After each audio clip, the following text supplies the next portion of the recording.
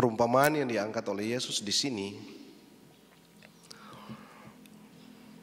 memberikan kita wawasan lebih besar, lebih luas tentang hal pengampunan dan juga praktik yang diangkat dalam martabat sakramen praktik pengakuan dosa.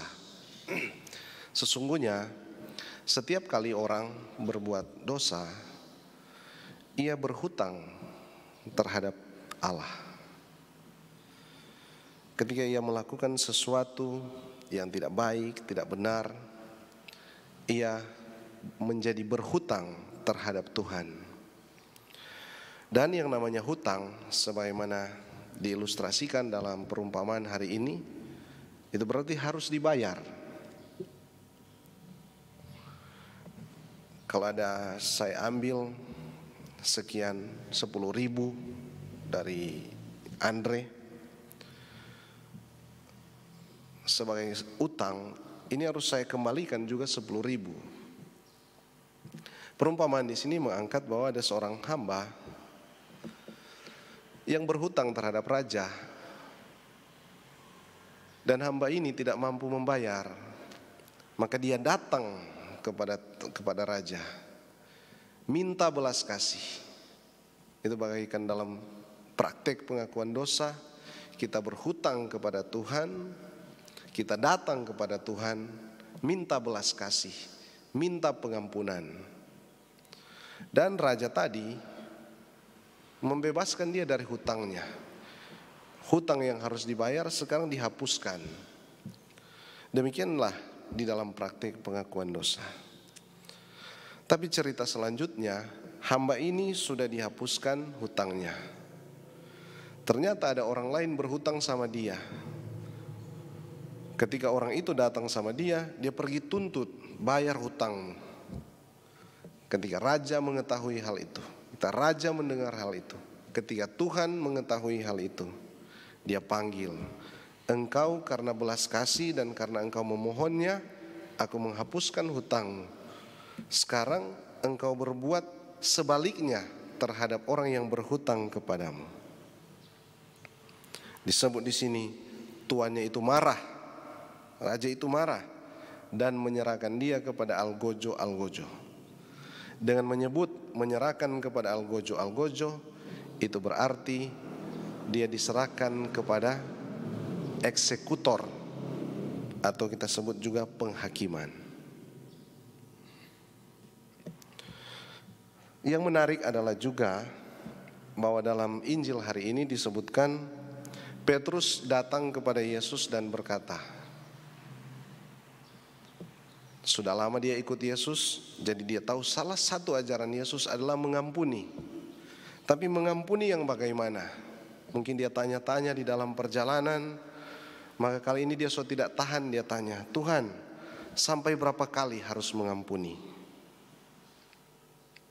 Berapa kali harus mengampuni saudaraku jika ia berbuat dosa terhadap aku? Apa dia tanya lagi? Apakah sampai 7 kali?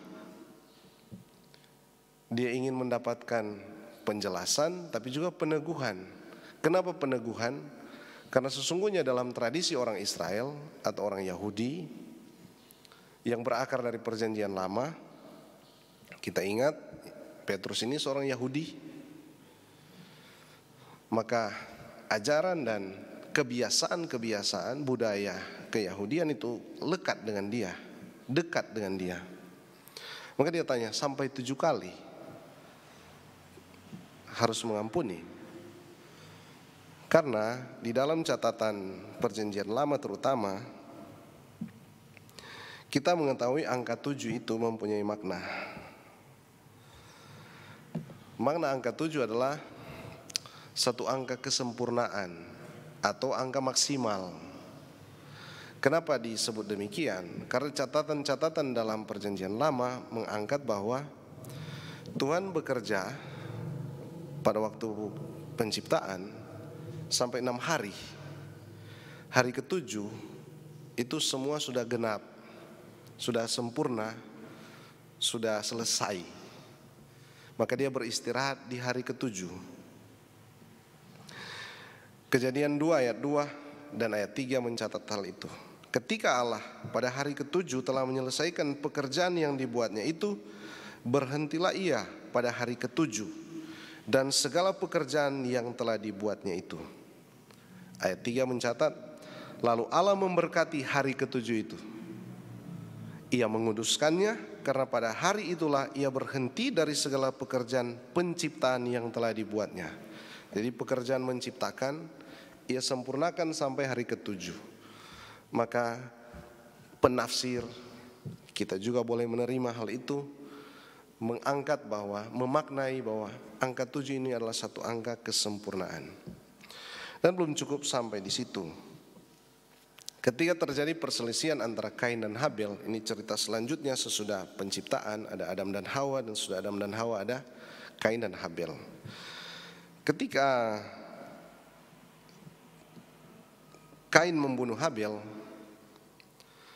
Tuhan membalas kepada Kain 7 kali lipat. Itu disebut. Dan malah kepada Lamek itu 77 kali lipat. Jadi pembunuhan, kekejian, dendam yang dibuat oleh Kain itu dibalas 7 kali lipat. Artinya itu pembalasan yang paling maksimal, yang paling banyak, yang paling lengkap, paling sempurna itu pembalasannya. Dicatat malah Lamek itu 77. Jadi penulis kitab suci dalam perjanjian lama selalu menggunakan angka ini untuk mengungkapkan yang paling maksimal, yang paling banyak, yang paling sempurna. Entah itu untuk sesuatu yang baik atau sesuatu yang tidak baik. Seperti ini pembalasan. Itu 7 kali lipat, malahan kepada Lamek 77 kali lipat. Kejadian 44 ayat 24 menulis demikian. Sebab jika Kain harus dibalaskan 7 kali lipat, maka Lamek 77 kali lipat. Kitab Mazmur juga mencatat bahwa umur manusia 70 tahun. Ada angka selanjutnya atau 80 jika kuat. Ditulis dalam Mazmur 90 ayat 10, masa hidup kami 70 tahun dan jika kami kuat 80 tahun. Sementara kebanggaannya adalah kesukaran dan penderitaan. Sebab berlalunya buru-buru dan kami melayang lenyap. Jadi angka 70 itu sudah menggambarkan yang paling tinggi itu sebenarnya. Kalau kurang DP selanjutnya, kalaupun dia kuat dan mungkin itu karunia atau bonus saja dari Tuhan. Begitulah refleksi penulis kitab Mazmur untuk mengangkat lagi tentang angka 7. Dan di masa kita sekarang ada istilahnya jubileum. Tahun kemarin ada perayaan 150 tahun. Jubileum 150 tahun kembalinya iman Katolik di tanah Minasa. Ya, sekarang kalau ada perayaan besar itu selalu disebut jubileum. Malah kalau ada orang ulang tahun, entah usianya 1 tahun, 2 tahun, 5 tahun, 20 tahun, 40 tahun, 70 tahun, tetap akan disebut sebagai sang jubilaris. Kata jubileum atau jubilaris itu sendiri sesungguhnya datang dari kata yobel. Kata yobel di dalam perjanjian lama itu adalah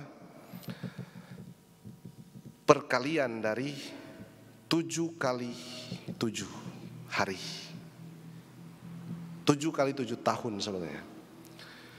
7 kali 7 itu 49.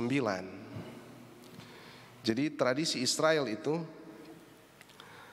perayaan besar, hari raya besar orang Israel itu dirayakan pada tahun ke-50.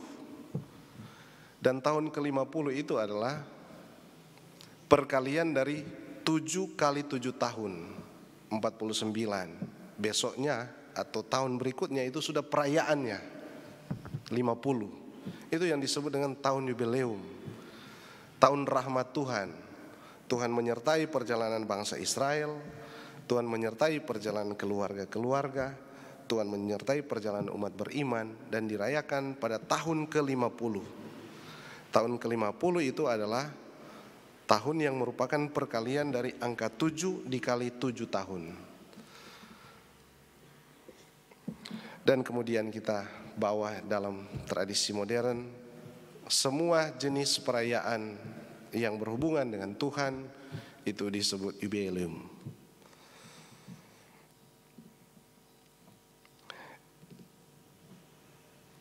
Ketika Petrus tanya, berapa kali harus mengampuni, apakah 7 kali? Itu berarti mengampuni yang paling banyak. Apa yang Tuhan ajarkan? Bukan mengampuni sampai banyak sekali, tapi dia kali lagi. Kalau engkau mau mengampuni, engkau harus mengampuni 7, bukan sampai 7 kali, melainkan 70 kali 7 kali. 70 kali 7 kali. Jadi yang paling banyak, kemudian dia kali lagi dengan lipatan-lipatan. Maka ungkapan Yesus ini kita ambil, kita maknai, kita tafsirkan sebagai satu bentuk ajaran baru, bahwa mengampuni itu bukan sampai seberapa banyak, tapi sampai tuntas, sebanyak-banyaknya, tidak terbatas, dan disebut di sini segenap hati.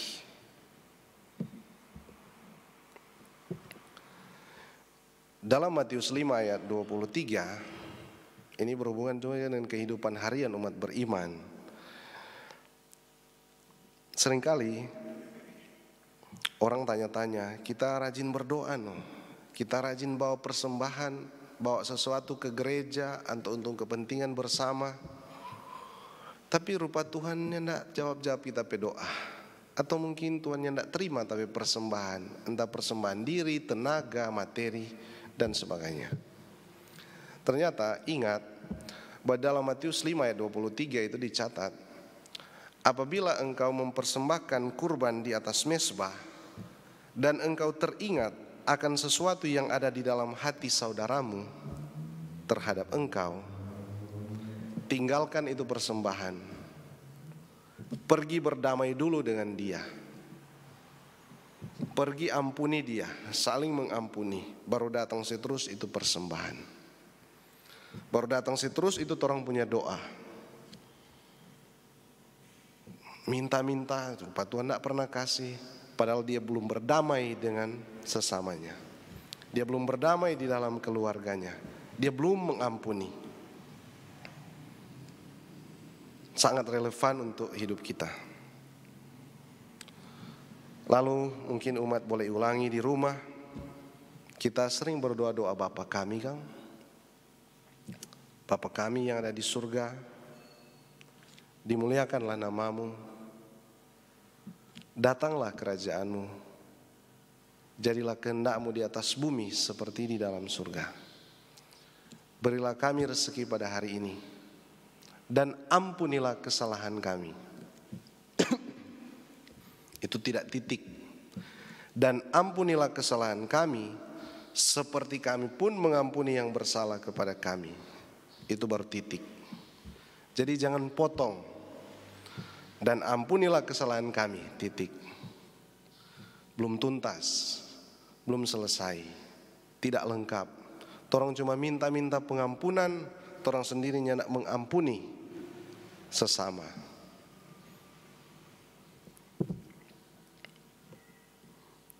Barangkali boleh menjadi refleksi untuk kita. Barangkali orang ini tidak layak berdoa-doa Bapa kami, karena orang menyebut ampunilah kami seperti kami pun mengampuni yang bersalah kepada kami, padahal orang tidak baking. Sehingga kata-kata itu, ucapan itu, doa itu menjadi ucapan semata. Hari ini mari kita sama-sama membaharui komitmen kita sebagai pengikut Yesus. Barangkali selidiki dengan jujur, dengan terbuka.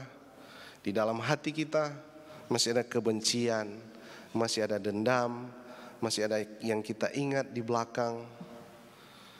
Hal-hal ini bukan cuma mengganggu perjalanan hidup kita kembali kepada Tuhan, tapi mengganggu juga kehidupan harian. Kebencian, kedengkian, dan dendam itu ibarat virus, ibarat racun yang membunuh kita pelan-pelan. Maka hari ini kita semua dipanggil dan diajak oleh Tuhan untuk membersihkan kembali hidup kita dengan satu langkah sederhana, yaitu pengampunan bagi sesama. Mungkin meminta ampun kepada Tuhan itu sudah biasa dan sudah sangat lihai kita, sangat terampil kita. Banyak doa, banyak devosi, banyak novena, dan itu kita giat. Tapi ternyata tidak cukup. Ini semua boleh berkenan kepada Tuhan kalau kita selesaikan apa yang di belakang. Kalau kita bersedia mengampuni orang yang bersalah. Dan demikian kita boleh mengucapkan dengan mantap doa Bapa kami itu. Saudara-saudari, kebetulan atau tidak, hari ini diangkat angka 7 seperti ditanyakan oleh Petrus, dan perayaan 100 tahun kehadiran misionaris Sacratissimum Cordis, kita sebut MSC, di tanah Sulawesi itu dirayakan atau diperingati tanggal 7. Dan hari ini ketika itu dirayakan, hari Minggunya sesudah tanggal 7 itu diangkat tentang pengampunan, dan pengampunan yang diajarkan Yesus adalah pengampunan yang segenap hati. Ternyata perayaan ini, perayaan hari ini, perayaan tentang para misionaris MSC adalah juga perayaan tentang misionaris Sacratissimum Cordis atau perayaan misionaris hati kudus. Dan inilah referensi utama kita dalam hal mengampuni, yaitu hati Yesus yang Maha Kudus, yang mengampuni sehabis-habisnya, yang mengampuni tanpa syarat, yang mengampuni sepenuhnya, segenap-genapnya. Bersama-sama dengan gereja umat Katolik setanah Sulawesi, sekeuskupan Manado, separoki, kita rayakan dan penuh syukur, dan kita ucapkan selamat untuk para misionaris Sacratissimum Cordis. Dan ada beberapa misionaris yang lahir dari sini, dari tanah Tataaran. Dan ada banyak juga yang berkarya, pernah berkarya di paroki Tataaran. Dalam semangat mereka membawa hati kudus kepada umat, saya yakin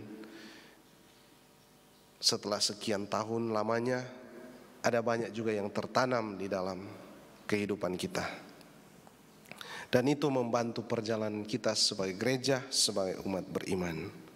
Maka memang pantas kita berterima kasih dan bersyukur atas mereka ini, para misionaris hati kudus Yesus. Pada akhir misa ini, Komsos telah mengusahakan satu karya sederhana dalam bentuk satu video dan akan diputar sesudah misa. Kita diajak untuk masuk di dalam itu sebagai satu refleksi, tapi juga sebagai bentuk rasa syukur dan terima kasih kita, dan terutama juga sebagai bentuk rasa hormat dan penghargaan kita kepada para misionaris itu.